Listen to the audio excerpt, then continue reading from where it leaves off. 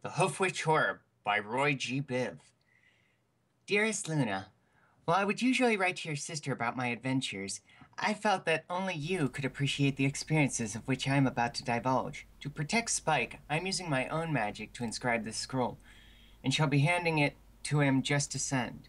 It all began a week ago, after our dinner at the bistro in Canterlot, after your carriage dropped me off in front of the library. I had stepped inside so as to do some research on that spell you were asking about. With Spike out helping babysit the Cutie Mark Crusaders at Rarities, it was left up to me to find the proper spell book in the most ancient part of the old tree library. That meant going into the cellar. My hose began to up down the steps, the yellowish glow from the lantern I held with my magic casting an eerie glow upon the earthen and root walls of my tree home's basement. Unlike upstairs, where I could always hear the faint noise of the town, at this very late hour it was near silent, and, with the damp earth of spring surrounding me, even that noise was muffled to the point of being non-existent. I began to look over these rarely used bookshelves, the dusty tomes filling the air with the scent of mildew and rotting paper. Closing my eyes, I can still almost smell the scent, and it brings to mind the coming horrors of which I will reveal in due time to you, my beloved. It is as I walk down one of the bookshelves in the dark back of the room that I felt it first. A tug not at my gut. No, this was more like a pull at my very soul. Magic knows magic, and this magic knew my power. It called to me, almost begging me to examine it. If I knew then what I know now, I would have razed the entire underside of my house and been done with it all. But, being inquisitive to a fault, I foolishly looked towards my right to see a small red journal of some sort. Setting my lantern on the shelf, I then picked up the journal and slowly turned it in the air. From the outside, this little book looked like anything a writer pony would carry to jot down notes or story ideas. There was a simple gold latch in the front of the faded red leather cover. Turning the book over, I saw the spine and the back of the book were the darkest black I've seen under your night sky, as if the journal had been dropped into ink. I poked the latch with a hoof, and was surprised to find the old mechanism open with only the faintest grown from its advanced age. I had thought it might be locked, but was pleased to find otherwise. Oh, if only the book had been locked, I could have avoided going down the dark path of horrors of which I fear I must now tell you about. But you know I could never resist any book, despite how much I should have ignored this one. Using my magic, I opened the cover slowly. As I did, the coldest of breezes suddenly whipped along the bookshelves, knocking down books from the shelves before hitting me with its full force. As the wind blew across me, I swear to this day I heard a female screaming. Shaking my head, I foolishly ignored the warning of this ill wind and looked back to the book to see what it had said. Inside, I was amazed to find only 4 pages having been written in, the final page bearing an oddly shaped black splat of ink matching its spine and cover. I have since destroyed the journal itself, but attached to this missive are the copy I made of the entries therein. I know I'm dead, or I'm about to be. Nightshade warned me to run while I could. I just do not know how I got so wrong so fast. It started after Megan died in that accident. Danny was never the same. Never the same after that. I didn't know until it was too late that Molly had actually been working on the cult for years. Zeb was actually one of her first converts, as were the mice and rats. Few of us knew, really, until the raids began. It was 10 years after Megan had died that the first raid had come to Paradise Estate. Molly sat on her keg of witch brew potion being carried by the zebras and the rats as she bellowed out her orders. It was then we found out everything.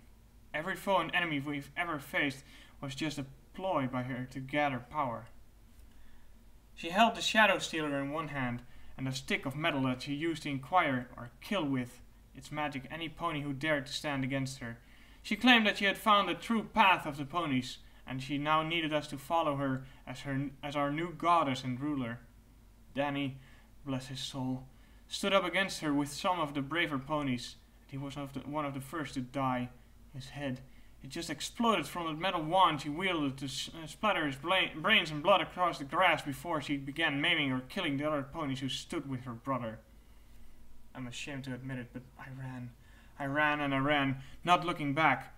As I ran, I could hear the screams of pain and death coming from my friends and family, but I ran to save my own life. As soon as I was clear of the town, I bolted towards the mountains. There was a cabin I knew of that I felt I would be safe in. Once there, I collapsed onto the bed and slept what felt for like hours. On waking, I found this journal while searching over the cabin for provisions. I'm writing down what happens to me as a record in the case I can't survive. Someone must know what has happened. It has been 6 months since the rage began. From Paradise Estate now rises an acrid black smoke that never ceases no matter what time. The sound of metal against metal filled the air at every time I ventured as close as I could to look for survivors. Those I see bolt from me, thinking me part of the new cult before I can help them. But perhaps it's for the best I stay alone. I could use a friend, but I could use my life more. I claimed the robe of a dead cultist today. The poor Pegasus was ill-fitted to the changes and dark magic that Molly had placed upon him.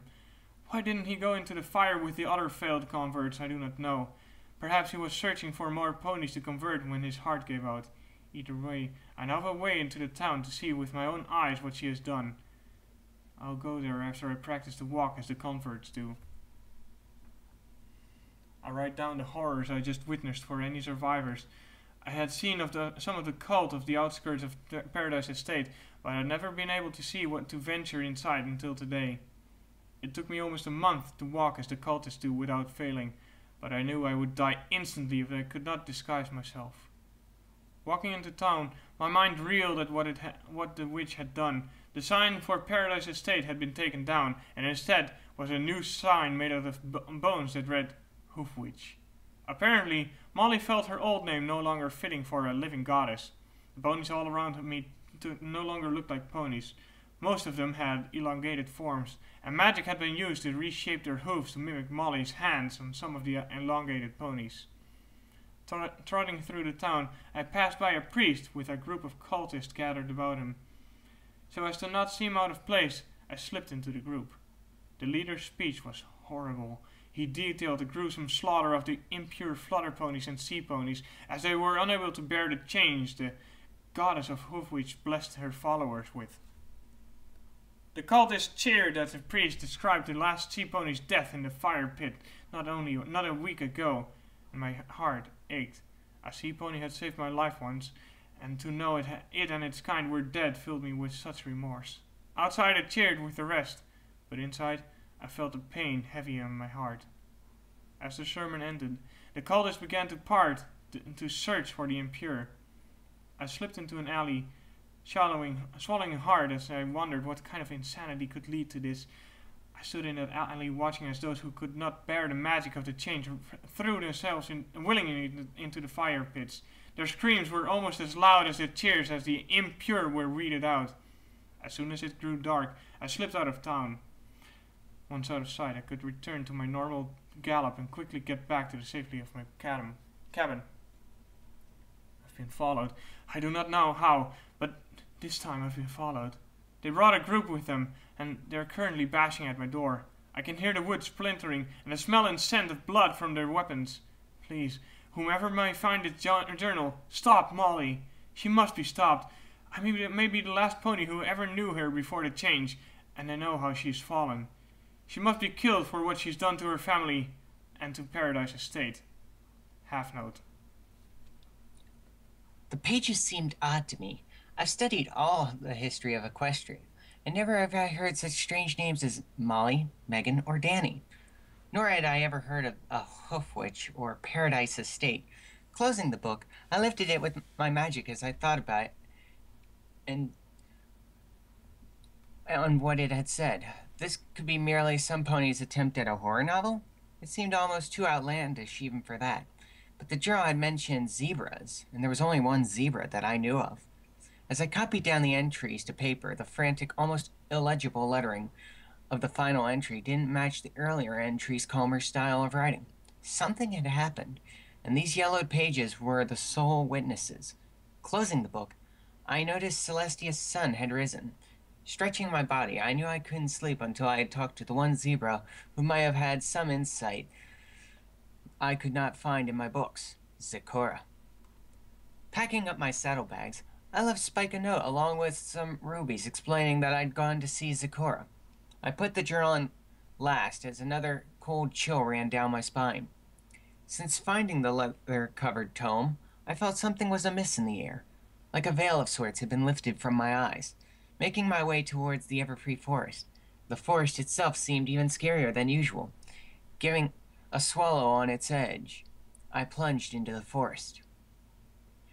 The journey to Zecora's cottage seemed longer, even if I know rationally that it took no longer. The eyes I always seemed to feel upon me in that forest could be felt even more so than usual.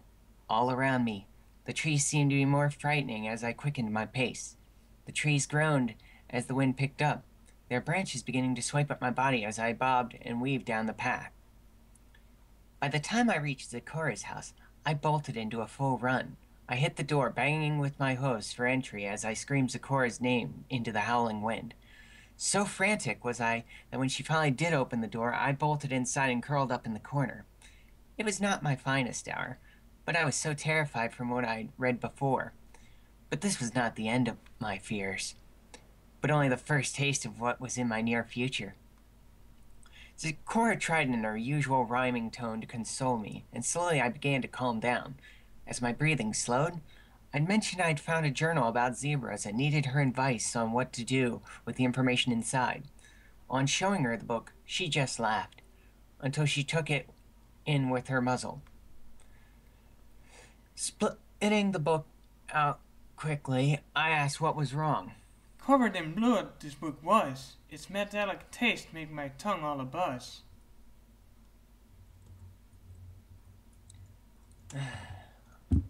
Her words stuck in my mind as I began to think.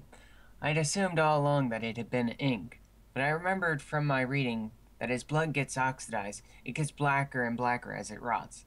Eventually, the blood takes on a blackness not unlike ink, with only a slight browning remaining.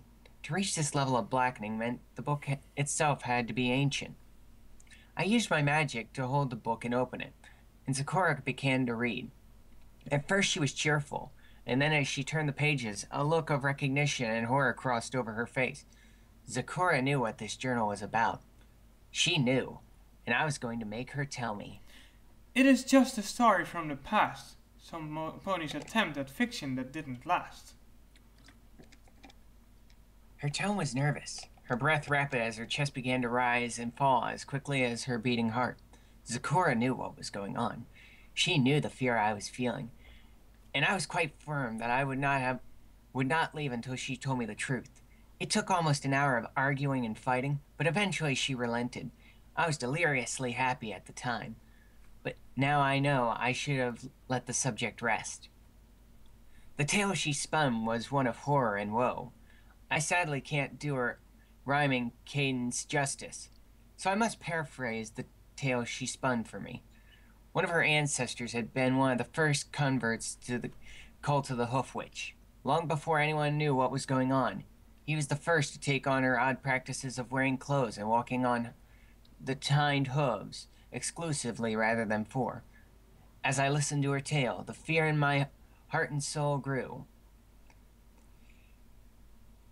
But this happened so long ago, before Celestia and Luna's reign. Surely there is no reason to fear them now. I remember she looked at me at that moment, her eyes as cold as steel, as if they had pierced my very soul. The magic they use is very old, and you should be careful not to feel so bold. They still exist outside the forest over there, and my family's post is to keep them away from any cold and mare. I shook it off, thinking that Zecora was putting me on again, or trying to divert me from the facts. My beloved, why did I not listen to her? Why did I not turn back when given the chance? My faith in science and my true magic made me think I was safe. I must research this cult to see if they really existed. My pride was my downfall. and no insistence from my zebra friend would deter me from my path. It took the longest time to coerce the location of that path from the village from Zecora. She refused for the longest time, but I kept telling her I was doing this to get the information for Celestia. If such an evil existed in her realm, she needed to know so she could eliminate it. Oh, how foolish I was. I spun my excuses and arguments as the artisan of words I'd become from reading so many books. And as she pointed a hoof in the opposite direction of the forest, I felt my heart swell with pride, while instead I should have just gone home and forgotten the whole thing. My pride was my downfall. This I know now. As I trotted down towards where I assumed were ruins, I knew in my heart I would be safe. But that was my rational mind. The side of my mind that knew I was making a mistake screamed and railed against me to turn back. Go home. Forget this tale ever existed and let the evil lie. But I pushed those thoughts down, foolish as I was, to trudge onwards to my goal. I was a researcher, a documenter of truth, and as Celestia's student and your lover, Luna, I had to discover the truth. Not just for my own ego, but to protect those whom I cared for and the kingdom I call home. As I trudged through the ever-free forest towards my goal, I began to realize that all the sounds of life had simply stopped. I paused, looking about as I held my breath in anticipation. I still felt the ever-present eyes on me. But as for the sounds of life, there was nothing. No birds, no roars of monsters, nothing. Even the rustling of trees in the area seemed to be as silent the closer I got to these ruins. It's as if the forest itself wanted to keep the outside world from whatever I was heading towards. The nagging voice in the back of my head replied to my skepticism. But then, as silence grew to maddening levels, I heard the laughter of a child. But this wasn't the cheerful laugh like Apple Bloom or her friends would make while playing. It was a cold laugh, a laugh that chilled me to my bone with its malice and dark intent. Soon, another laugh began. This one a male foal's laugh to my right in the bushes, and then another female laugh from behind me in the trees. Little Little pony, little little pony. The words echoed out in their childlike tone amongst the giggles. I twirled about suddenly, realizing far too late I was surrounded on all but one side, the path towards the town's ruins. "Who's there?" I shouted, bracing my hooves in the dirt as the laughter and taunting grew louder. Little pony, Pony, little pony, come come join join our our herd. herd. The Hoofwitch Hoofwitch needs your needs your magic. magic. She'll love you to to death. I'm ashamed to admit I fell into their trap. I turned and bolted, running towards the town as the fear began to overtake me. I heard hooves to the sides of me in the bushes and behind me on the path, and I kept hearing the sounds of these voices. Little Little pony, pony, magic magic pony. pony. The The Hoofwitch. Hoofwitch needs you. I saw the edge of the forest, the end of the path ahead of me, just a few more steps. A quickening of the gallop. Closing my eyes, I buzzed past the last of the trees into the fading light of Celestia's day. The sound stopped as I stood in the clearing behind me. The ever-free forest seemed to close up as if depositing me to the fate I had chosen. Looking down, I saw an old sprawling village and farmland, and from the center of the town I saw a sickening black spiral of smoke. I stepped forward nervously and felt something metal on the ground. Brushing with my hoof, I soon uncovered part of a metal sign that read, Paradise S. Giving an involuntary shudder, my rational mind tried so hard to calm myself as the fearful voice in the back of my skull begged me to go back. It was real. Everything in the journal. Everything Zecora had told me. The foals laughing, the warnings. Why did I not heed them? Why did I come alone, thinking I could brave it all by myself? I was such a foolish, prideful pony, as if I had made the most fatal of errors. At the bottom of the hill, I noticed several cloaked figures starting up the hill towards me. I reared, whinnying in fear as I suddenly felt a sharp pain in the back of my head.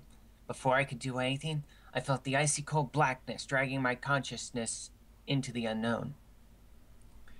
I awoke groggily. I wondered how long I had been out. It was dark now. The sky blackened with smoke, and the late hour Celestia's day, and the air thick with a mix of acrid scents in the midst of an eerie fog. I was in a metal cage on wheels, and I was being dragged by several ponies on all fours, their bodies. By Celestia, Luna! I can't begin to describe how misshapen their bodies were. All their hair was gone, and some weird, pale peach-like color covered their bodies. Not a one of them had a cutie mark. Instead, there was scar tissue where they should be. The cart neared the town, and I looked up to see us begin to pass under an archway made of bones. Everything was true. My rational sight could no longer hide from what was happening right before my eyes. The villagers all came up, cheering as I was dragged into town. Their bodies. If the ones pulling me were frightening enough, their bodies were more so. They walked on their hind hooves, and the mares had strange mounds of flesh on their chests. Their forehooves had been shaped and deformed, allowing them to grip and hold things. I saw them in the village, some with no fur and some with, their bodies twisted in ways that I could not begin to describe. I was surrounded by their evil, and yet they all seemed happy to see me. I feared the worst as I was dragged by their hairless ponies towards a building in the center of town. As we neared the center, I saw the fire pit I had read about.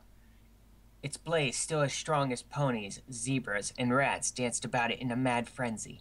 The acrid scent of burning flesh filled the air as I noticed a grate over the fires. Luna. They were weeping willingly onto this grate. I watched as they willingly leapt forward and stayed there, the fire, the heat bubbling, burning their flesh until they succumbed to the pain and smoke to die. But the greatest horror was the fact that there were creatures with long hooked poles. I can't believe it. They were cooking them. They cooked them on that grate of sacrifice and then pulled them off. For the time I was kept there, I watched them pull the blackened bodies, carve them with jagged knives, and give the parts to the villagers who start to feast. By Celestia, they were cannibals! Was this to be my fate? Was I to become their evening feast? Several of the male creatures in gaudy gold robes and necklaces came to the gate, pointing at strange metal sticks at me as they sneered in anger and distrust at my very being. The Hoofwitch has decreed you are to see her. One of the robed figures then turned, aiming his stick at the crowd, and did I don't know what. But a loud explosion mixed with the scent of burning sulfur was followed by half a rat's head being shredded into nothingness. The stick was pointed back at me, and I felt sickened that the example of the rat was then dragged towards the sacrifice pit to be cooked. Knowing full well what would happen if I tried to bolt, I slowly walked out of my cage when it was opened and began to follow them across the plaza towards a regal-looking house on the opposite side of the plaza. Leading me inside as the door opened, they kept those odd metal sticks aimed at me at all times, leading me into a foyer of sorts. They shuffled back out and closed the door, sealing it with a lock. I looked about, seeing the paintings on the wall filled me with a shudder of terror. While most homes would have paintings of loved ones, these dark paintings of oil detailed the history of the town. In all of them was a small creature of the same pale peach complexion as those that pulled my cart. Its visage was twisted and marred in such a way that I cannot describe. It was unlike anything in my books, its muzzle non-existent and having almost a half beak above its mouth, and its ears were on the side of its head, not on top like the creatures of Equestria. As I walked along the hallway, I suddenly heard a voice from inside my head. Twilight Sparkle. It was an old voice, ancient almost, and masculine. I looked about before hearing it in my head again. Twilight, do not react. Just pretend to be looking at the paintings. I looked at a disgusting painting of the ponies diving into a flame pit as I thought, who are you? The voice chuckled in my head. An old ancestor of Spike's. He was named for me, you know. But I am in much pain. They bleed me daily for their damned youth and longevity. But being kept on the borderline between life and death, I have been able to watch Equestria grow. I've seen many, many things, and I now need you to be the greatest and bravest that you can be, even more so when you stopped Nightmare Moon. I gasped involuntarily, then tried to look at the next painting, a mare whose body had been twisted and malformed to look like the strange foreign creature I saw in the other paintings. What, you mean you saw that? I thought, and I heard the male voice chuckle. Twilight, you have much to learn about elder dragons. Our powers are great, but I'm kept too weak to stop this evil. Only you can stop it. You have power Molly craves and yet fears.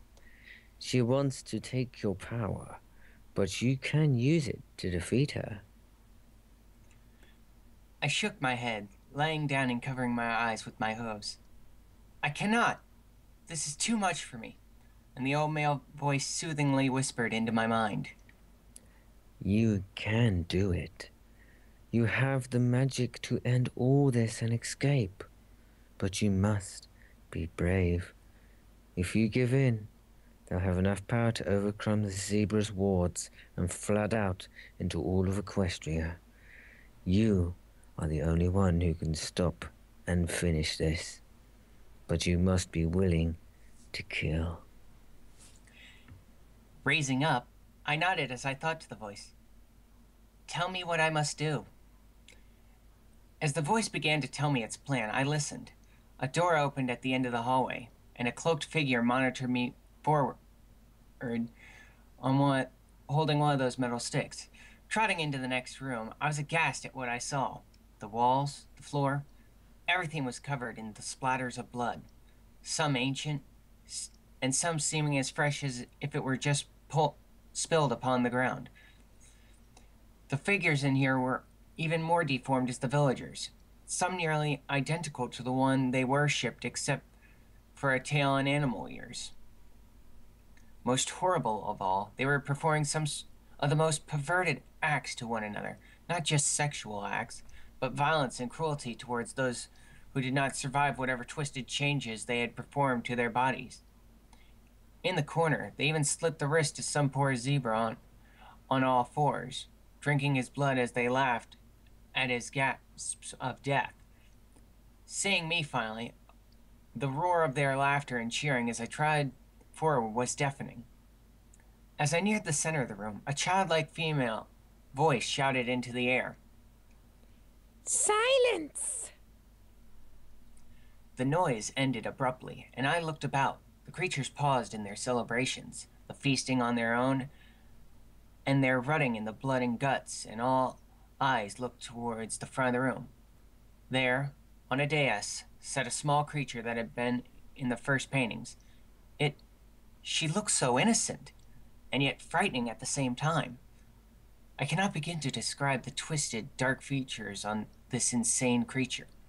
The things I remember most of this dark parody of life itself is she wore a red dress and held what looked to be the cooked leg of some poor rat that she was eating.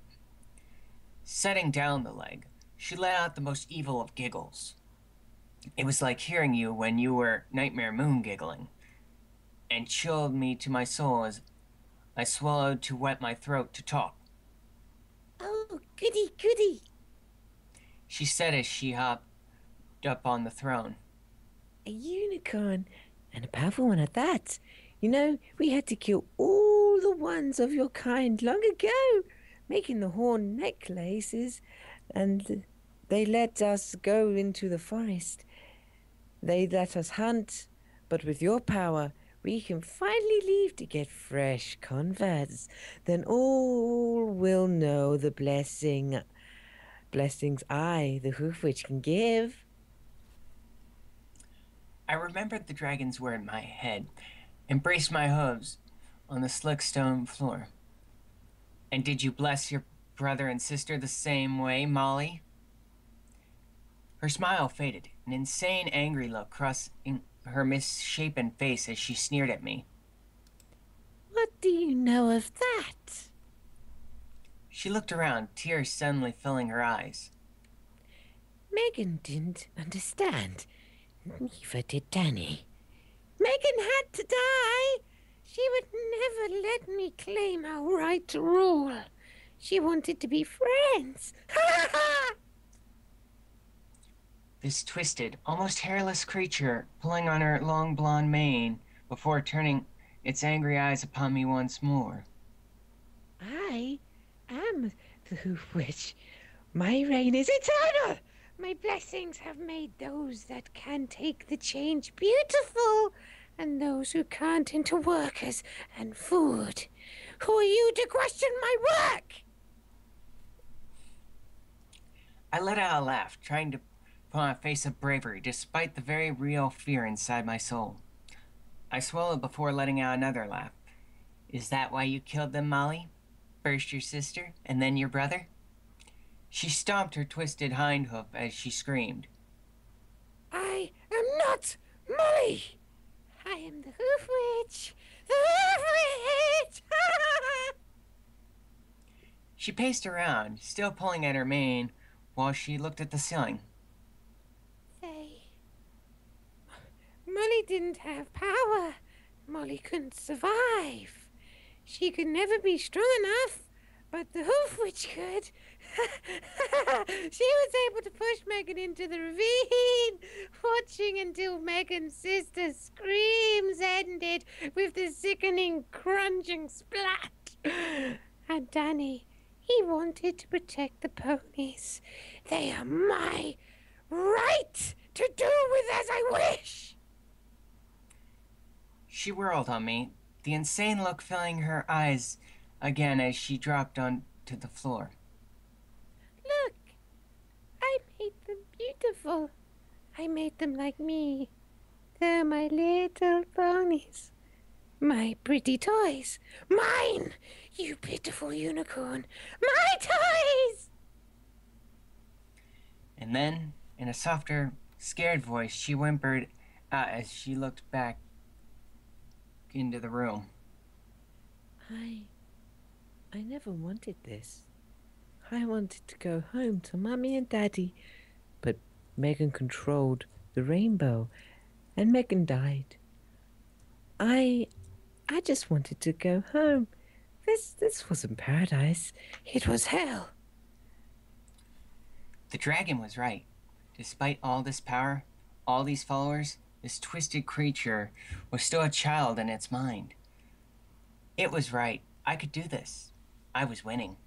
All I had to do was keep all attention on us as I let my horn begin to glow. On either side of the creature, I picked up 2 flickering oil lanterns as I taunted her again. You're not the Hoofwitch. You're a scared little girl in over her head. You played at being a goddess and failed. I've met real goddesses. I've even defeated an evil goddess who is now my partner. You are nothing like them. She pounded her front appendages on the floor. Its shape I still can't describe without falling into insanity. Crawling to her throne, she reached to the left and pulled out one of those long metal sticks. Still on her knees, she pointed it at me while trembling in a mixture of fear and rage.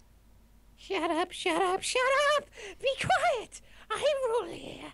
I'm the prettiest goddess. This is my kingdom. I am the Hoofwitch. Bow to me! I held the lanterns above her now in the air with my magic, closing my eyes as I said quietly, You're a false goddess, a creature not of this world, and I'm going to cleanse the world of you in the same way you got rid of anything you fear or detest, with fire. I stopped holding the lanterns with my magic, and opening my eyes I saw the glass fall to the floor. As the twin lamps exploded on the floor, the oil splashed across the girl's dress as the fire licked up her dress and lower body. She dropped the metal stick as all the room came to life at once, the air filled with her screams. The creature trying to bat the flames as those surrounding the hall tried to find water to put on the blaze. Looking about, I used my magic to take the remaining oil lamps on the walls fall to the floor. Hitting the blood-soaked floors, the flames kindled awake far quicker than normal, and soon all the walls and the misshapen creatures were covered by the flames. The cries and screams of the twisted creatures deafened my ears as I turned. Seeing the flame-covered Hoofwitch had picked up the stick again, pointing at me as the fires boiled her body. The end exploded, and I smelled sulfur before closing my eyes.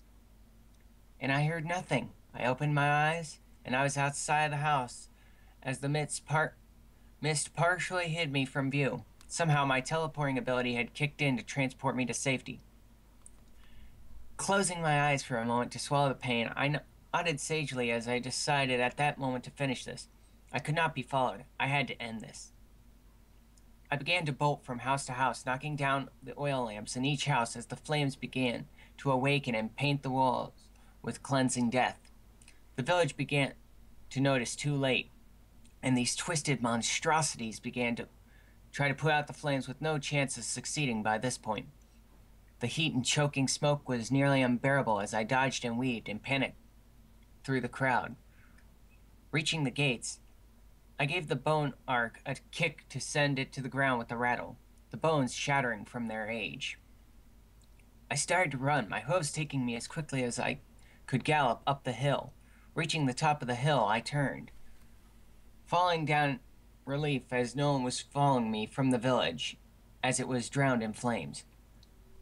Closing my eyes, I fell into a sleep in a fit of exhaustion as I closed my eyes in my head. In my head, as I was asleep, I could hear the old male's voice, his last words. Thank you. Now I can finally rest. I awoke slowly, letting out a low groan. Looking around, I noticed I was inside of Zakora's hut. Letting out another groan, I rolled to my side as she entered the room. I am glad you are awake. Not much more sleep your body could take. I struggled to stand, wincing at the ache all over my body as I saw I was covered in bandages. What happened to me? She shook her head, resting near me as she laid a warm cloth over my brow. Asleep for 5 days you have been, after your battle defeating my people's hidden sin. I sat up, the cloth falling to the bed as I gasped. So the creature, the village, it wasn't just a dream? All that pain and death really happened? She just nodded as I broke down in tears, the death and pain in the village and the horrors I had witnessed pouring out in a seemingly never-ending sob. Zakora didn't say anything. She just held me close in a hug and let me cry. Eventually, as my sobs subsided, she helped me back up and back to Ponyville, back to my home, my friends, my dear friends who met us on the outskirts of the forest, worried if I was okay. We told them I had fallen into a gully, and Zakora had nursed me well enough to be able to walk home. I was helped to my library, and Spike was there to help me into my bed. I kept to my story, so they didn't worry. They didn't need to know about the horrors and the twisted, deformed creatures I'd faced and burned. But as I laid there, Celestia's sun setting and your moon raising, I started to think on everything. Every time I closed my eyes, I saw that horrible girl's face. The rest of the village may be dead. The dragon may be dead. But that creature couldn't be dead. I could still feel its magic, its hatred. It was hurt, and its followers were dead. But the magic of its potion and dragon blood kept is still alive. And so, I began to write to you, dear Luna. Celestia doesn't have your darkness. She's my mentor and teacher. But she is too obsessed with the light. She doesn't have our darkness. She doesn't have the will to finish it. I plead you, my princess and beloved, please do something to ensure this evil never leaves that burned earth. Make sure that no pony sees what makes it so I'll not be able to sleep peacefully for years to come. Yours always, Twilight Sparkle. Dearest Twilight Sparkle, the weather packets I have been looking for a test ground for some of their more dangerous of weather conditions. Using my pull, I decreed that the clearing you told me of will be used constantly for the testing of tornadoes, blizzards, tsunamis, and the strongest of lightning blasts. My order was quite firm that they could never land there, but they were sent forth in all their mighty. They were to send forth their mightiest storms as a testing ground. The scientists of Cloudsdale were quite overjoyed to be given this testing area. Apparently, they've been wanting to test a new form of weather that was caused by the splitting of hydrogen isotopes. They had yet to receive the clearance from my sister due to their predictions of its destructive nature, but I gave it freely, as long as they kept the test to that clearing. I do not know if these tests will kill the abomination you've described, but I agree something had to be done. We can discuss this more when I come to visit you tomorrow, my Twilight. Love always, Princess Luna. The end.